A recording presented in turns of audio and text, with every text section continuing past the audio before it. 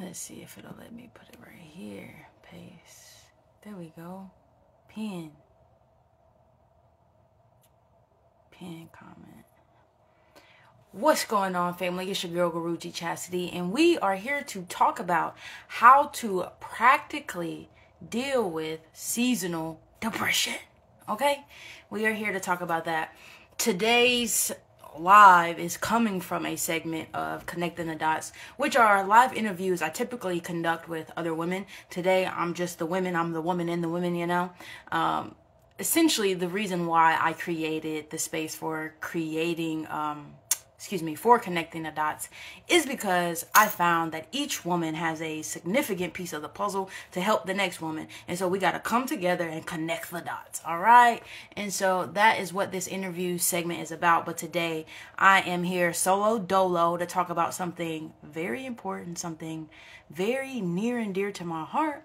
But before we get into it, we got a little, I did a little layout, I wrote some stuff down, to kind of make sure we have a good time, all right? And I don't get the rambling because I will do that. So first things first, we're going to do some few announcements, and then we're going to get into like a little intro and an icebreaker, and then I'm going to come here to talk about what I came here to talk about, or I'm going to do, what I came here to talk about. So boom, first things first. In connection with what I'm talking about today, which is seasonal depression, I created a course titled How to Overcome Loneliness, Release Repressed Emotions, and Tap into Self-Care. Something like that. I ain't even gonna stunt. But I have a whole course directly geared towards healing seasonal affective disorder. And the reason I bring this up is because now until the end of the year, that particular course is going to be 20% off. So go ahead and head to the Abundant Living Gurukul at gurujichastity.com and cop that course for 20% off. So if you deal with seasonal affective disorder, I will share in this live 3 ways to practically deal with it. And if you want to go into it deeper, you're able to access that course at a very reasonable price. I believe it's reasonable. Next topic on the list, Black Friday. That's coming up, and I did create something very special for you guys. I created the Reparenting Alliance, or really launched it live. And so the Reparenting Alliance is all about healing your mother wound and really how to become the parent you wish you had, right? And so we don't got to wish no more. We don't got to hit them shoulda, woulda, couldas. We don't got to tell ourselves scary stories anymore. We can just be the parent or be the person we want to be. And the first way we do that is healing internally and stop looking to heal and tend to the things externally. And so that looks like becoming the best version of yourself. And you can do that with a course, right? For Black Friday, that's an ultimate deal. The course ends, the deal ends November 28th, but the course itself is $697. It's $3,000 off than what I normally charge for this particular course. So again, it teaches you how to reparent yourself, how to get out of the stories that blame your mama, that blame your daddy, that make you feel like you're the worst person alive just so you can motivate yourself. We're getting rid of all of that. And the way to do so is using the Reparenting Alliance course. So again, you can go to gurujichastity.com and check out those 2 courses weekly. This is what we got going on weekly. Every Wednesday and Sunday, you can catch me on YouTube. I drop a video. On Wednesdays, we call them Wild Heart Wednesdays, where I'm either just taking a topic and wildly speaking from my heart about it, or I am using a ideogram, which is a picture, also known what we know as hieroglyphics, to convey an entire concept or an entire message. All right. And then we have oracle readings, the full moon and the new moon of each month. And so I'm opening myself up to new moon oracle readings because week before last, we was doing full moon readings, right? So if you want to hop in, tap into that, let me know. I will be doing new moon readings until December the 4th. Okay. December the 4th.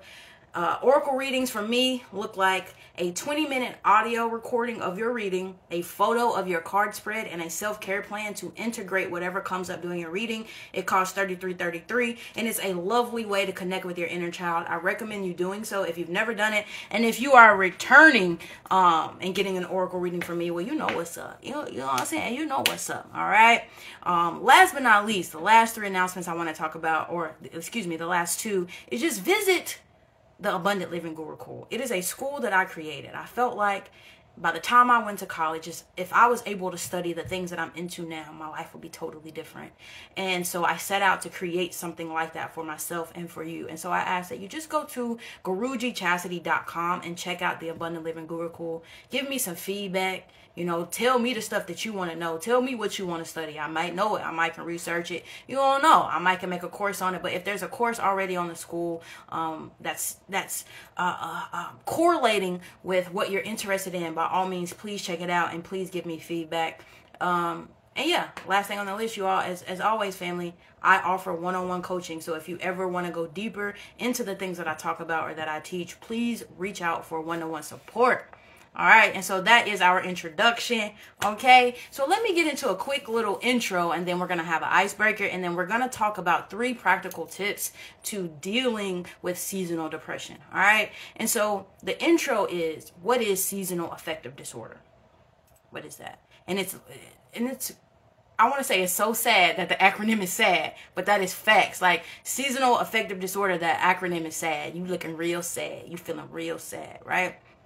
And so what seasonal affective disorder is a type of depression that's, excuse me, it's a type of depression that's related to the changes in the season. Okay, it's a type of depression that's related to the changes in the season, and it is normally identified through the winter months, right? If you stop feeling good during the winter months, you might want to start looking into seasonal affective disorder to see if it affects you, right? And I will say a little side note that is based in DNA and genetics, right? Seasonal affective disorder most times affects people of color because of our genetic makeup. Meaning, if you are of color and you live somewhere where it gets cold 6 months out of the year, it affects you genetically because of the way your nose is made. Most black people have wide, big noses. Why is this? It's because where we're used to, or where DNA, because I'm not a scientist, you know, but I read and I study things. But from a little scientific perspective, our noses are big so we can take in more air because we used to live in hotter places, right? And so if it's hot, you want to be able to cool your brain so your brain don't heat up, right? And so our noses are bigger so we can take in more air, whereas people without color normally have smaller noses because they are from places where it's colder, meaning if they take in too much air, they're going to freeze their brain, right? And so they have smaller nostrils, okay? So seasonal affective disorder normally takes place around the winter months and normally affects people of color because we can't be outside and go outside as long. And one of the ways this is indicated is through our nose. We can't be out there sucking up in all that cold air. It is uncomfortable. It's it don't feel good for us. And so then when we stop going outside, we cut off our relationship with big brother son, and now we all off balance. We feeling out of whack and stuff, okay? And so that is what seasonal affective disorder is. It's a type of this depression that's signaled by the changes of the season. It is really, really, really, really important to know it is based on the time of the year, because I don't like to go around claiming titles. So I don't go around saying I got this or I got that, because you will really manifest that and the story of that into your life. But so I'm saying that to say I don't go around claiming depression if I don't got to, okay? And so it's really important to notate this particular type of depression and why it's relevant, right? Because you don't need to be go around claiming stuff that don't got nothing to do with you. You don't need no extra problems. Life is already hard as it is. You know what I'm saying? So boom, that is what seasonal affective disorder is. Now I want to do a quick little icebreaker, right? Something fun before we get into the heaviness of seasonal affective disorder. And so I want to share a tool with you that I learned in yoga teacher training, and that is a banner statement. It is wonderful to have a banner statement because it allows you to drop out of the story, right? When we're caught up in a story, meaning we're living in our head and not in our body, we're not in the present moment, right? And we essentially can fearmonger ourselves out of going after and being who we want, because we'll tell ourselves a scary story that normally translate as, I just don't feel worthy of it, so I'm gonna just tell myself a scary story that makes that true, right? One way to not have that happen is to have a banner statement, a statement that you say, wait a minute, right? Stop that, drop out of this story. And normally you have to use your banner statement. The reason why we get pushed into our head and out of our body is because we're normally having an adverse experience that we're not articulating. Either we want to be polite, or we're people pleasing, or we just feel afraid and we don't advocate and we don't speak up for ourselves. And so we create the disconnect internally instead of disconnecting from other people externally, right? And so we'll start that inner work of just getting caught up in stories. And so normally you need a banner statement because you are not fully being yourself. And you are not allowing yourself the space to be yourself, whether you're judging yourself or you're being afraid of being judged by others. So you create a banner statement that knocks away all of that illusion and gives you a fighting chance to just be in the present moment. So a banner statement is essentially something that you'll say when your back is against the wall and you're sick of the shit, you're tired of it, and you just want to get out of it, right? And you want to say this to this person, but you don't want to really tell that person how you feel, because you don't want to be rude, you don't want to be combative, you don't want to be start nothing. But in your mind, you're going to say this banner statement to allow yourself to laugh. Right? To allow yourself the space to be like, all right, we can do this. Okay. So a banner statement is like how they explain to us. You in yoga class, and you down there in that position and it hurt and you want to get up, but they keep talking and then they holler out, breathe. And you like, no, bro, you get down here on this mat and you breathe. This hurt, right? Instead of getting in your mind and getting mad about, I want to get up, I just, and create all of that tension, you just say this banner statement. My banner statement, I got two I'm going to share with y'all. And so I hope you're doing this activity while you're watching this video. Just write it down and just keep it in the forefront of your mind. My banner statement is, oh, fuck you. Excuse my language. But look, when somebody doing something I don't like or just getting on my nerves, instead of getting caught up in the season, instead of getting caught up in whatever they got going on, I just say in my head, oh, fuck you. And then I'll start laughing. And hopefully that lighten the mood for me and it lets me drop out of the story. Now, this is my second one. I got a second one that I find is really funny. It's Yiddish. I had to look this up because I'm like, where did I get that from? But when something happened and I don't like it, I'll be in my mind. I'll be like, ah. Oy vey, like what is that? I don't know, but it makes me feel good. It's a way for me to release the energy and not get caught up in it, not get caught up in a story and then make it mean something about me, the other person, or what I'm experiencing, right? When I use these banner statements, it just allows me to drop out of it, see the humor in it, and keep it pushing, okay? So that's our icebreaker, family. If you feel comfortable, type in your banner statement real quick. Give me a comment, say something about your banner statement before we get on to the juice, to the meat of what we doing. So use your banner statement anytime you need, when you're in traffic. Sometimes you need it against yourself. Sometimes you be creating a hard time for yourself, and you just need to be like, girl, oi vey, honey, oi vey, just calm it down, okay? All right, so boom, you about to get into it, right? Get into it. So today's Connecting the Dots interview is how to practically deal with seasonal depression, right? It's that time of the year where it's getting cold. And if you live somewhere where it's cold, you can't go outside that much, meaning you're stuck in the house, or just being outside is uncomfortable. If you're like me and you just don't enjoy cold weather, that's just not a vibe. And so, you know, being in the summer months, being outside as much as you want, when you want, to now being inside for a total 6 months is a major shock to your nervous system, to your hormones. The sun literally feeds everything on this planet, right? And so not getting that vital nutrients from the sun definitely heavily affects your way of life, your way of being. And so what I'm here to do is to offer you 3 practical tips to help yourself, to create a safety net, whatever you want to call it. I want to provide you 3 practical tips to help you to be better equipped to deal with seasonal affective disorder, to deal with seasonal depression. And the reason why I know these tips are not just because I've taken the time to study this, which is true. I've read the books, you know, I've done some studying, right? But I'm not just coming from a place of expertise. I'm also coming from a place of experience, right? I just left Florida. I didn't go to Florida after living in Nashville, Tennessee all of my life for no reason. I went for the weather, for the sun. You know what I'm saying? And I was marveled at the idea of not having a winter, of being able to be with my big brother's son all the time. And so I know your pain. And in fact, I've now moved to Philly. And so this is imperative that I say this stuff out loud so I have a better chance of following it. You know what I'm saying? Because this definitely affects my life. And so I am also teaching from experience, sharing the things that I know to be true that have best helped me and some of the students that I have served. All right. So the quote for today, the highlighted awareness for today is, to experience is to experiment. Okay. And so take nothing I say, nor nothing anyone else says as actual factual in your life.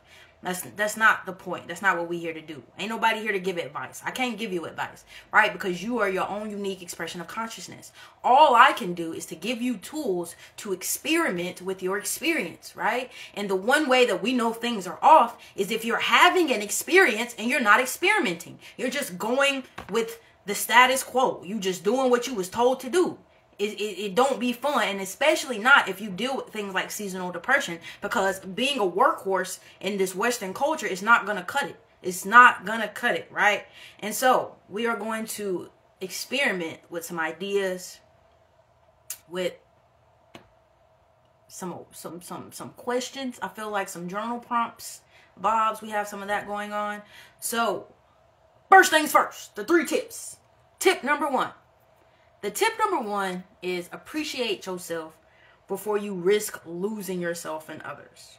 Okay? Appreciate yourself before you risk losing yourself and others. Now, as I said before, seasonal affective disorder is already marked by not enough sun. Winter, not enough sun. All right?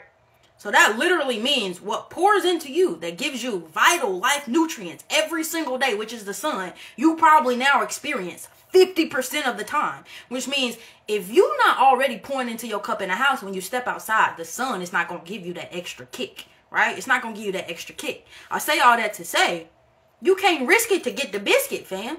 You can't risk losing yourself and others because you don't have access to the same level of energy you once had in the sun simply by stepping outside. And so it's very imperative to know where the boundaries are, where you begin and where they end. That is very important. And normally the first thing to go as we're dealing with seasonal affective disorder is the relationship that we have with ourselves. We'll strive really hard to have relationship with other people, i.e. Thanksgiving, i.e. Christmas. Those are situations inside of the winter months in which people try really, really hard to show up for other people, to be seen, heard, and supported by other people and for other people. But rarely do we hear about people taking the time to take care of themselves during winter months, because it's all this holiday stuff. All it is, I gotta give, but nobody, I feel like, really talks about or looks at the importance of like turning up giving to yourself times 10. It has to be turned up times 10, because the game of Russian roulette that you're playing during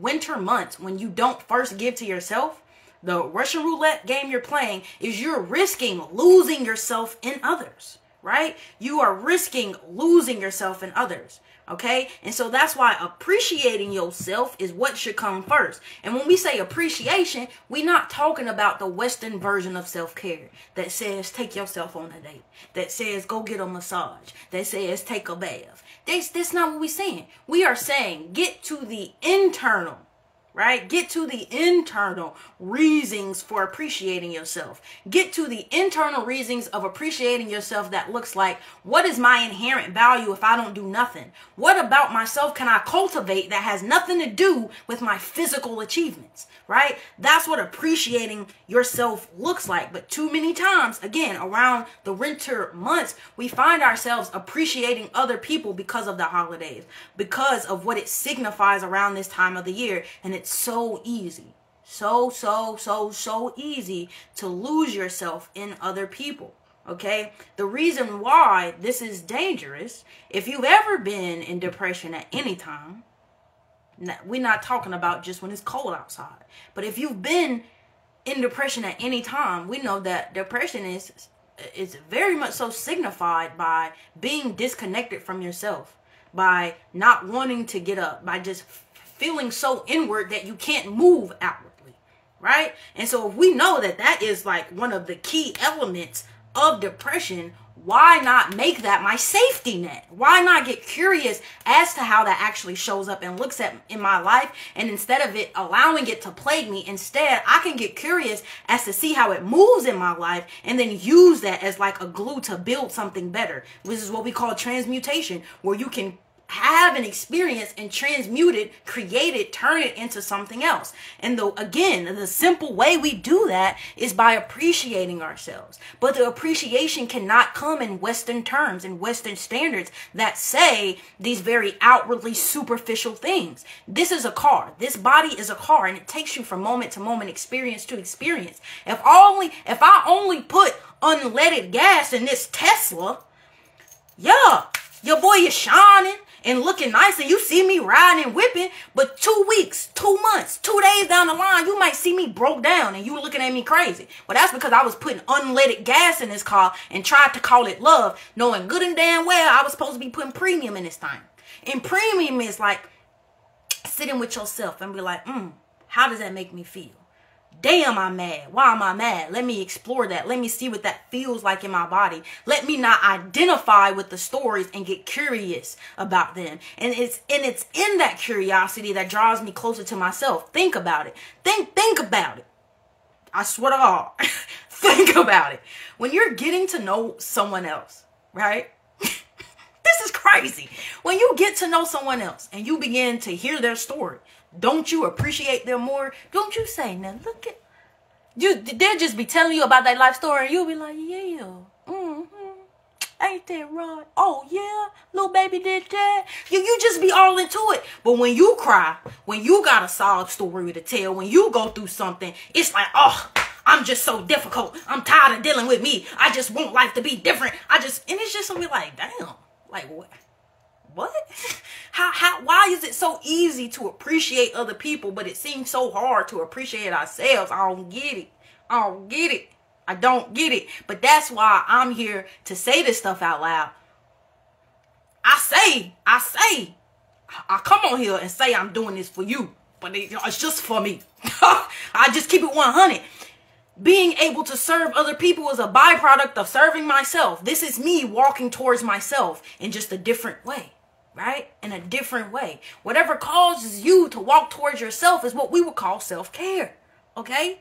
This is, I have to take time out of my day to think of this, to share this, to do this. Right? And of course it's going to look different for you, but this is an example of being like, we can see it in real time. We don't got to question. We don't got to wonder. You don't got to sit and think, how would this look after we get off of the live? We're watching it in real time. Okay? So that's tip number 1. Tip number 1 to practically deal with seasonal depression is appreciate yourself before you risk losing yourself and others. Tip number 2, become your own guru through inviting love to be your awakening and your bliss. Because, I'm getting hot, I'm sweating, y'all. Excuse me. This one is real important. This might be the most important one, because y'all don't come in here because I'm special. I'm not special. What you're seeing is a reflection of your own specialness. You wouldn't be able to see me and resonate with me if I didn't already exist inside of you, right? And so the idea is to turn it on inside of you, right? It's to turn it on. And the way that you turn it on is by becoming your own guru. Now, we use words, but we have to break down what we mean of these words. When I say your own guru, it's just awareness. Guruji Chastity is awareness. It's just awareness. I allow spirit to be awareness in me, and it's a thing. Right? So a guru. So becoming your own awareness through this, but this is the key. We always want awareness to just be a light bulb, to just be a awakening moment, to just be bliss. But it's not. It's also pain. It's painful, right? But if you can get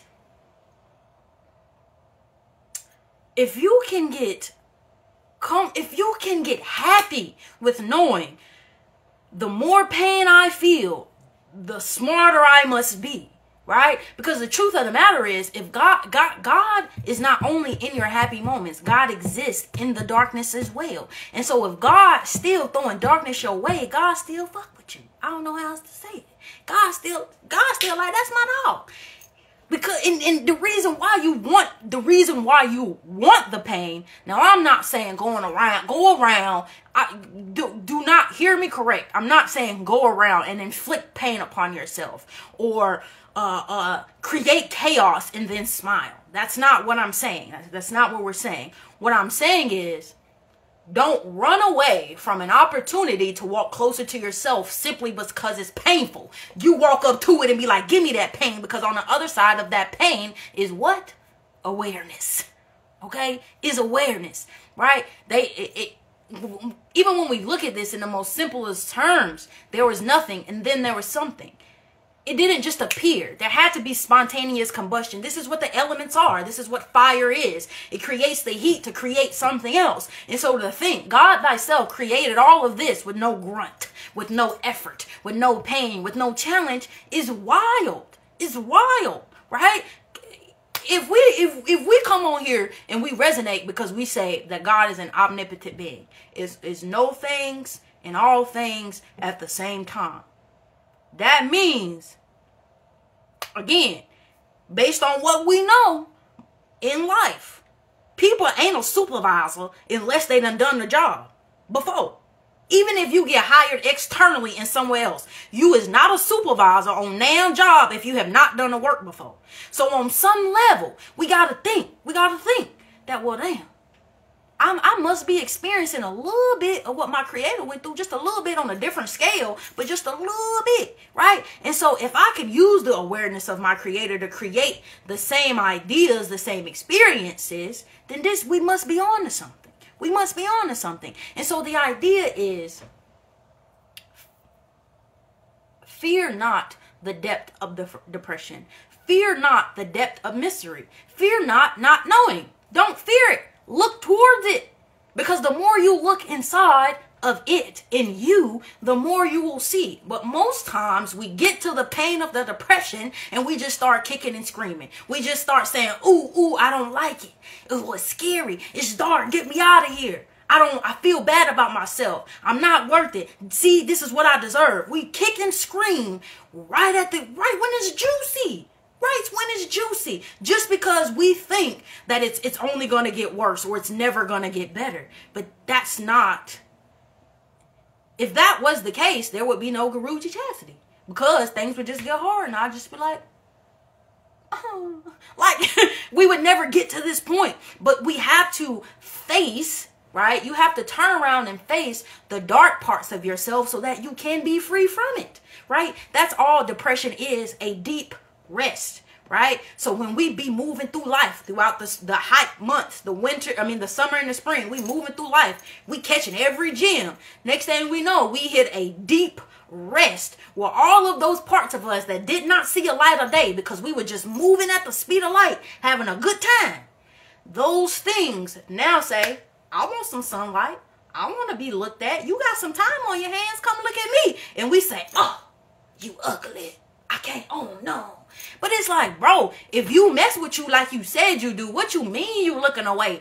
Yeah, it might not be pretty or, but it's something to say that, you know what, I'm going to show up, I'm going to look at it, and I'm going to see what's going on. And then something magical happens on the other side of that.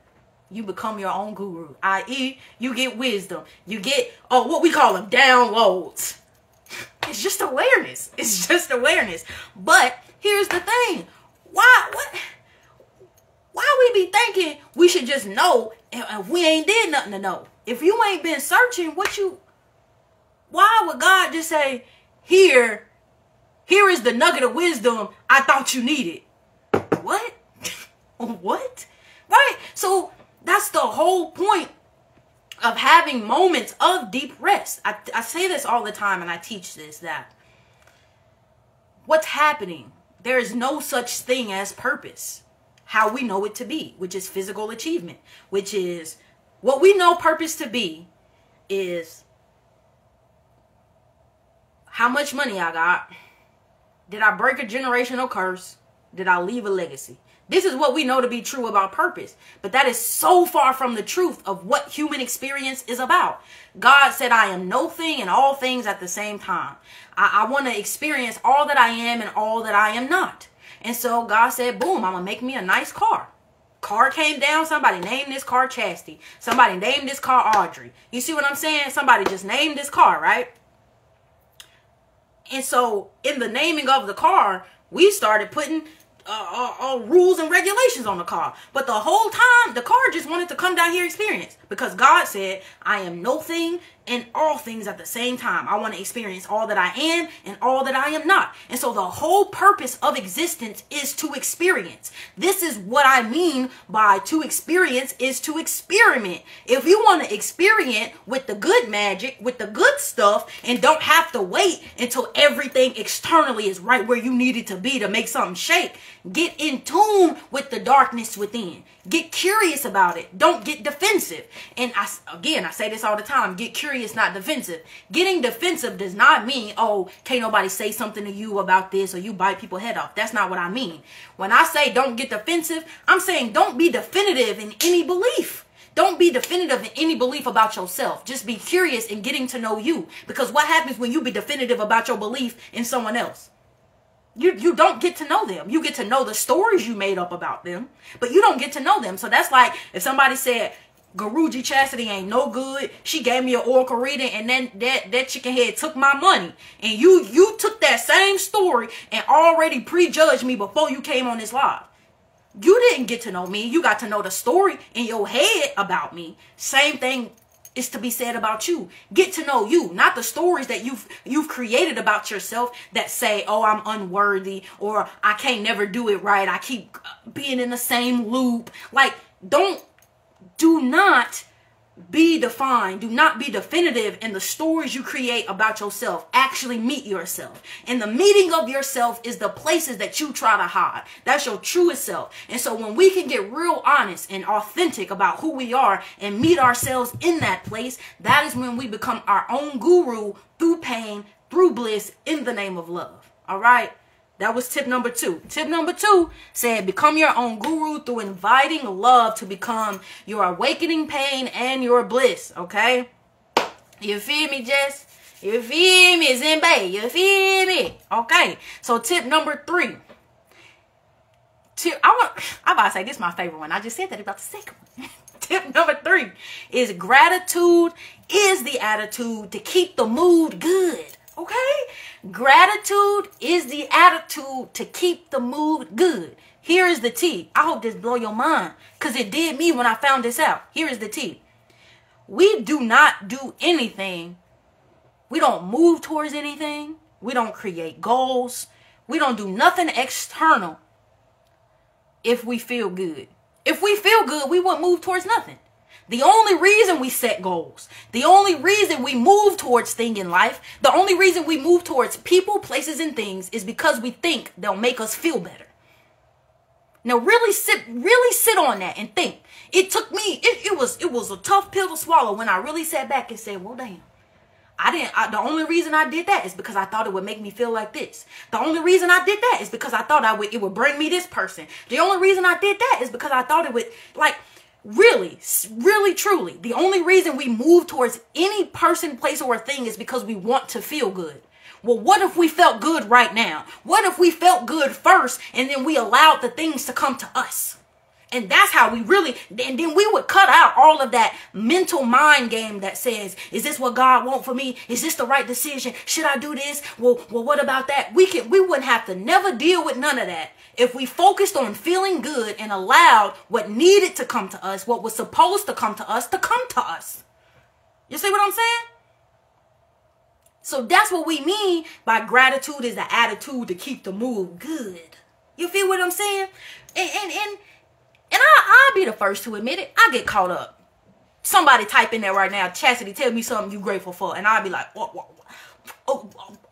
because I'm thinking about all external. What have I experienced externally to give greatness for? But I would not have an external experience if it was not for the internal awareness, right? For realizing that I'm a spirit having a human experience. And it is the byproduct of what I feel that is creating what I see.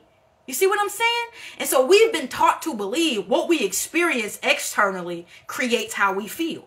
But that is so far from the truth. How we feel creates what we see externally. So again, a quick safety net, a quick rule is that gratitude is the attitude to keep the mood good. If you just naturally want good things to happen to you, just think positively. Because again, since we came down here to experience, your big tool of doing that is your heart, is your inner child that's supposed to be experienced through the mind, that is supposed to deduce wisdom. You see what I'm saying? I lost that thought. But yeah, you see what I'm saying? Gratitude is the attitude to keep the mood good. And it's all about, again, what are we grateful for outside of your physical achievements, outside of your five senses, right? What are you grateful for that is inherent to your being, that is inherent to your unique expression of consciousness? You see what I'm saying? And when we're always able to be in the present moment, you're always privy to how you feel, and you can always claim gratitude for that, right? If I am fully encompassed in my body in the present moment, I always have access to an awareness, to a feeling, to something, for something to be grateful for. When I'm living in my mind and then somebody asks me, well, what are you grateful for? Write down 5 things you're grateful for, and I really got to think hard and go searching and think about what I did that day. That's a clear sign that you're living in your head, right? And living in our head is the breeding ground for seasonal depression, for seasonal affective disorder. Because when we aren't able to feel safe and secure in our body and trust the wisdom that tells us we're safe, that we're worthy, that we're okay, then we're more susceptible, right, to be impacted by the lack of sunlight. And again, everything is fed in this universe through the sun, right?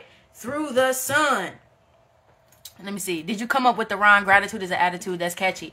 I do believe so. I do believe so. And I finally just made it a whole sentence. Gratitude is the attitude to keep the mood good. You see what I'm saying? Because I feel like gratitude is the attitude. It's like, yeah, but what does that mean? Well, it means to keep the mood good, right? And the only thing that we have to follow is what feels good. Because again, we are here to experience. We are not here to do what we think is right. We're here to follow what feels good, right? We are here to follow what feels good. If we were only here for a single solitary purpose outside of experience, it would have been set up that way, but it's not. We got fingers to grab stuff, to feel into stuff. We got mouth to taste it. We got ears to hear the experience. We got feet to take us there. It's all about experience, right? And so again, the breeding ground of experience is living in your mind where none of the senses are. You see what I'm saying? And so come into your body, fully encompass your body so you have the opportunity to follow what feels good and not what you think is right. Okay? And so that's the 3 tips. Okay? Tip number 1. Tip number 1, to practically deal with seasonal affective disorder or seasonal depression as we know it, is appreciate yourself before you risk losing yourself and others. Main reason being, you getting 50% less sunlight, which means the part of you that gets poured into without you having to do actual effort is cut off by 50%. So we're not finna risk it to get the biscuit.